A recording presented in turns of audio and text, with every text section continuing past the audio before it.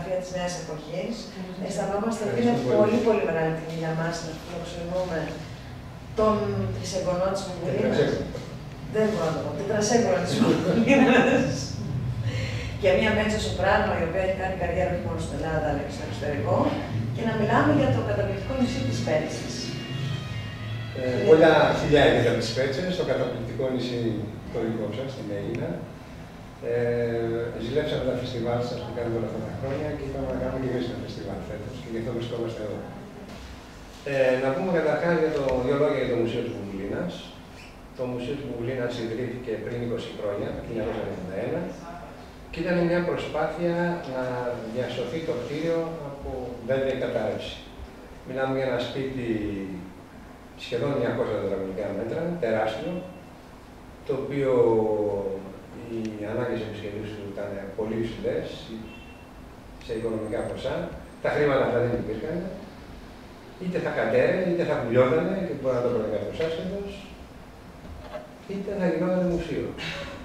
Με τα χρήματα του μουσείου, λοιπόν, με τα έσοδα των εισιτηρίων, καταφέραμε τα 20 τελευταία χρόνια και μαζί με μια χρηματοδότηση από ένα κοινοτικό πρόγραμμα, το Πολιτισμός, και τελειώσαμε όλη την επισκευή πριν 2 χρόνια, η οποία έφτασε, άγγιξε το 1.300.000 ευρώ. Μέσα βέβαια στην επισκευή που έγινε και αυτή η υπέροχη Βοτσαλωτή Αγγλή, ένα καινούριο έργο, στην οποία γίνεται και το φεστιβάλ για το οποίο θα μιλήσουμε. Μπορώ να σας πω ότι το μουσείο είναι πολύ ευτυχημένο. Έχουν έρθει 500.000 άτομα τα τελευταία 20 χρόνια. Σκεφτείτε ότι είναι ένα μουσείο το οποίο λειτουργεί μόνο στους καλοκαιρινούς μήνες. Ανοίγουμε βασικά 25 Μαρτίου και κλείνουμε 28 Οκτωβρίου, μαζί με τις 2 εθνικές εορτές. Είναι εθνικό μουσείο και 2 εορτές. Ναι. Εκεί, ας πούμε, το Μουσείο των Σπετσών, το δημόσιο, το 2 Μαρτίου, παραμένει κλειστό. Διότι είναι χαρτιά. Είναι λίγο ψυχικό το θέμα, αλλά εμείς είμαστε ανοιχτοί κάθε μέρα και τις Κυριακές, όλα τα πάντα, αυτούς τους μήνες τους καλοκαιρινούς. Η ιδιαιτερότητα αυτού του μουσείου, θα ήθελα να πω ότι είναι η ξενάγησή του. Δηλαδή, ο επισκέπτης δεν θα μπει σε έναν χώρο, θα δει τα εκθέματα και θα φύγει, θα διαβάσει 2-3 λαβελάκια. Θα μπει σε έναν χώρο που θα ξεναγηθεί. Η ξενάγηση είναι σε 2 μέρη. Το πρώτο μέρος γίνεται στην αυλή, στον προάβλιο χώρο του μουσείου, που υπάρχουν καθίσματα για 60 περίπου άτομα, όπου κάθεται κάθε επισκέπτης και ακούει από τον ξεναγό την ιστορία της Μουγγουλίνας, από τότε που γεννήθηκε μέχρι τότε που σκοτώθηκε. Αυτό κρατάει περίπου 12 λεπτά, 13, και μετά ο ξεναγός παίρνει τον επισκέπτη, τον γκρουπ των επισκεπτών, και γίνεται το υπόλοιπο μέρος της ξενάγησης που είναι μέσα στο κτίριο. Όλη αυτή η ιστορία κρατάει περίπου 35 λεπτά. Συναγήσεις γίνονται και στα ελληνικά και στα αγγλικά. Οι ξένοι επισκέπτες μας διαβάζουν ένα φυλάδιο με την ιστορία της Μουγγουλίνας. Αυτό το φυλάδιο το έχουμε σε 16 γλώσσες, μέχρι και στα Ιαπωνέζικα, με τα ιερογλυφικά τους. Οπότε διαβάζουν την ιστορία στη γλώσσα τους, αλλά μετά η ξενάγηση μέσα γίνεται μόνο στα αγγλικά. Είναι ένα επιτυχημένο μουσείο, από νεολαία, από τα 500.000 άτομα που σας είπα, οι 180 περίπου χιλιάδες είναι μαθητές. Και εκεί βλέπεις και την... Έχουμε δουλειά επισκεπτών, όπου οι επισκέπτες γράφουν τις εντυπώσεις τους και είναι πολύ συναισθηματικό να δεις τι γράφουν αυτά τα παιδιά. Και εννοώ παιδιά, από μικρά παιδιά μέχρι μεγάλα παιδιά, με κίτρινα μαλλιά και σκουλαρίκια, τα οποία έχουμε την τάση να τα κάνουμε πέρα. Και όμως αυτά τα παιδιά έχουν ένα ψυχικό κόσμο, ο οποίος φαίνεται σε αυτά που γράφουν, όταν τελειώσει η ξενάγηση. Εσείς είστε απόγονος της Μουγγουλίνας. Είναι η ερώτηση που δεν αποφεύγετε ποτέ. Πώς αισθάνεστε γι' αυτό? Εγώ είμαι τετρασέγγονός της, 5 γενιές μετά την Μουγγουλίνα. Μεγάλωσα βομβαρδιζόμενος από τους γονείς μου για το όνομα που φέρω και γι' αυτό και αντέδρασα στη ζωή μου με αυτόν τον τρόπο δημιουργώντας το μουσείο, διότι είχα καταλάβει από μικρός, μάλλον με έκανα να καταλάβω ότι ήταν πολύ βαριά αυτή η κληρονομιά και δεν έπρεπε να φύγει. Και τώρα που είναι το μουσείο, οι ευθύνες μου είναι ακόμα πιο μεγάλες, γιατί βλέπω την αντίδραση του κόσμου. Είναι κάτι το οποίο το αποζητούν. Έχω δει εκατοντάδες ανθρώπους να κλαίνουν. Έχω δει ανθρώπους να μπαίνουν πολύ να μπαίνουν στην αυλή μέσα και να πέφτουν και να φυλάνε το πλακόστρωτο. Είναι πολύ συγκινητικές σκηνές αυτές, οι οποίες μια και μόνο τέτοια σκηνή σου δίνει τη δύναμη να συνεχίσεις παρόλα τα προβλήματα που αντιμετωπίζεις, ας πούμε. Είναι μια πνευματική τροφή, να σου το πω έτσι. Ναι, γιατί η Βουβουλίνα, πέρα από το ότι δεν είναι ένας αγωνιστής του 21, είναι μια γυναίκα αγωνίστρια. Έχει πολύ μεγάλη σημασία. Δεν ήταν πάρα πολλές οι γυναίκες οι οποίες διακριθήκαν. Προφανώς υπήρχαν πάρα πολλές γυναίκες οι οποίες. Εγώ πιστεύω ότι υπήρξαν αρκετές γυναίκες. Ναι, η ιστορία δεν τις συγκράτησε. Η ιστορία δεν είναι καλή.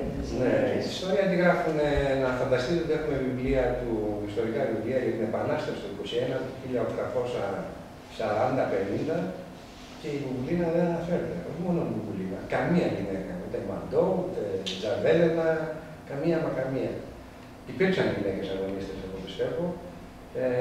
Ελάχιστες από αυτές φτάσανε στο ύψος της Βουβουλίνας, στο να είναι γνωστές όσο η Βουβουλίνα, αλλά υπάρχουν και χιλιάδες άγνωστες ηρωίδες. Γι' αυτό είμαι βέβαιος. Και σε αυτό το πλακόστρωτο που φτιάξατε στον εξωτερικό χώρο. Αυτό ήταν ένα όνειρο που είχα, το οποίο κατάφερα να το κάνω με τη χρηματοδότηση την κοινοτική που σας είπα πριν. Κάναμε μία αυλή 300 τετραγωνικών μέτρων με βοτσαλωτά. Τα βοτσαλωτά αυτά δείχνουν την ιστορία της Βουβουλίνας. Υπάρχει η σημαία της, υπάρχει το καράβι της, υπάρχει το μπουρτζι με βοτσαλωτά κάτω, μοτίβα από τη θάλασσα, δελφίνια, τα πόδια, ψάρια κλπ. Γλάρι. Ναυτικά σύμβολα όπως είναι ο Πορτολάνος, η Άγκυρα, τα καμόνια, τα σταυρωτά. Και αυτό είναι 300 τετραγωνικά μέτρα και άλλα τόσα κήπους, παρτέρια γύρω-γύρω. Και σε αυτό το χώρο τοποθετούνται 300 καρέκλες, ίσως τώρα και 350, αυτή τη στιγμή έχουμε 300. Είμαστε πλήρως εξοπλισμένοι όσον αφορά συστήματα ήχου, φωτισμού και τέτοια. Αυτά ήταν όλα μέρος του προγράμματος. Και έτσι έχουμε ένα σαφέατρο, ας πούμε, ένα μέρος σαφέατρο, το οποίο κοιτάει προς τη μία πλευρά της αυλής, όπου κάθονται καλλιτέχνες, είτε είναι ηθοποιοί, είτε είναι μονόλογοι, είτε είναι μουσική, είτε είναι όπερα, είτε οτιδήποτε.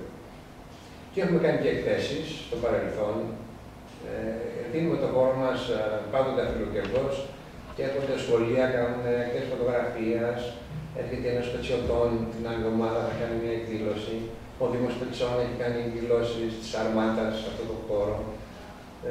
Γι' αυτό κατασκευάσαμε αυτό το χώρο για να ανεβάσουμε λίγο το πολιτιστικό επίπεδο του νησιού μας, το οποίο αυτή τη στιγμή είναι σε ένα καλό δρόμο. Έχουμε εκτός από το Μουσείο του Βουβουλίνας, έχουμε το Μουσείο του Χατζηγιάννη Μέξη, το Δημόσιο Μουσείο Πετσών. Έχουμε ένα πολύ καλό πολιτιστικό σύλλογο. Έχουμε το λαογραφικό εργαστήρι, που είναι ως εκπληκτών γυναίκες. Έχουμε το Σύλλογο Γυναικών, ο οποίος κάνει και αυτός διάφορα πράγματα. Το Μουσικό Σύλλογο, ο οποίος φέτος έκανε ένα χοροδιακό φεστιβάλ πανελλήνιο, κάθε χρόνο δεν κάνει. Και είναι στην αυλή μας γι' αυτό, με 4-5 χοροδίες από την Ελλάδα. Και προσπαθούμε με αυτόν τον τρόπο να ανεβάσουμε το πολιτιστικό μας επίπεδο, να φέρουμε κόσμο εκτός Πετσών, στο νησί, για να τονώσουμε και την τοπική οικονομία, η οποία περνάει μια πάρα πολύ μεγάλη κρίση, πρέπει να το πω αυτό, διότι οι Πέτσες δυστυχώς δεν είναι στην εμβέλεια. Μας έχουν κόψει το πλοίο της γραμμής, σας είναι γνωστό, το οποίο μας έκανε μεγάλη σημασία αυτό το πράγμα. Διότι το να φύγει όλος και να φύγει με το δελφίνια της Πέτσες θέλει 80 ευρώ, 75 πόσο είναι. Ευτυχώς έχουμε την προδροσιακή αυτή, την Κώστα, διότι αν δεν είχαμε την Κώστα να έρχεται ο κόσμος από την Κώστα, θα είχαμε τελειώσει ως τουριστικό νησί, εγώ πιστεύω. Δεν θα είχαμε τελειώσει, αλλά ήταν τα πράγματα πάρα πολύ δύσκολα. Δεν έχουμε το προνόμιο της μονοήμερης κουραζιέρας που έχετε εσείς εδώ, ή ο πόρος, η Ύδρα, διότι είμαστε εκτός χρόνου των πλοίων αυτών. Και έτσι έχει μειωθεί αρκετά ο τουρισμός μας και το φεστιβάλ που θέλουμε να κάνουμε είναι και αυτό μια απάντηση στην κρίση που περνάμε, πιστεύω. Θα βοηθήσει, όσο γίνεται πιο γνωστό κάθε χρόνο. Μην ξεχνάμε ότι οι πολλοί καλλιτέχνες, ειδικά κλασικοί καλλιτέχνες, έχουν το δικό τους κοινό, το οποίο τους ακολουθεί όπου πάει και ελπίζουμε να φέρουμε έτσι τον τρόπο και κάποιο κοινό στις Πέτσες. Κύριε Δεμερτζή Βούβουλη, πείτε μας πώς γνωριστήκατε με την κυρία Ελένη Βουδουράκη, που έχουμε τη χαρά να φιλοξενούμε εδώ πέρα. Και είναι και η καλλιτεχνική διευθύντρια του φεστιβάλ για το οποίο έχει Ακριβώς. Τι συνέβη. Η κυρία Βουδουράκη τραγούδισε πριν 2 χρόνια για πρώτη φορά στο μουσείο. Οπότε πάθαμε το πρώτο ηλεκτροσόκ, μόλις την άκουσαμε. Και ξανατραγούδισε πέρσι. Οπότε πάθαμε γενικό ηλεκτροσόκ. Είναι εκπληκτική ως τραγουδίστρια, έχει μια απίστευτη φωνή και μια απίστευτη παρουσία.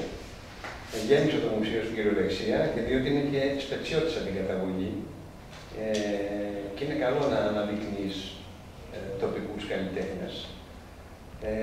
Και αμέσως η ίδια προσεφέρθη μόνη της να με βοηθήσει, διότι πέρσι ήταν η πρώτη χρονιά του φεστιβάλ, το οποίο είναι λίγο πειραματικά, όπως καταλαβαίνετε, δεν είχαμε ξανακάνει κάτι τέτοιο, απλώς είχαμε 2-3 μουσικές βραδιές και τις ονομάσαμε φεστιβάλ. Φέτος έχουμε 14 συναυλίες, 14 δρόμενα, γιατί είναι και διαπραγματικά. Και η κυρία Βουδουράκη από πέρσι το καλοκαίρι που τραγούδισε και κάναμε μια συζήτηση, μου λέει εγώ θα αναλάβω εγώ το φεστιβάλ, μόνη μου. Και πράγμα το οποίο έκανε, έχει φέρει εκπληκτικούς καλλιτέχνες, στα πει η ίδια για αυτό το καλοκαίρι. Κατάφερε όλοι αυτοί οι άνθρωποι να έρχονται άθλο-κερδός, το οποίο είναι μεγάλο επίτευγμα. Διότι το φεστιβάλ δεν έχει είσοδο, είναι Δευτέρας εισόδου και βασιζόμεθα. Κοιτάξτε, έχουμε τα έξοδα φιλοξενίας όλων των ανθρώπων, εισιτήρια, ξενοδοχεία, φαγητά και τέτοια. Και εκεί ποντάρουμε στους χορηγούς μας και από του χρόνου ελπίζω εγώ ότι θα μας αγκαλιάσει πάρα πολύ η τοπική κοινωνία, η οποία ήδη μας έχει αγκαλιάσει από πέρσι, αλλά περιμένω ένα πιο σφιχτό αγκάλιασμα μετά το φετινό φεστιβάλ.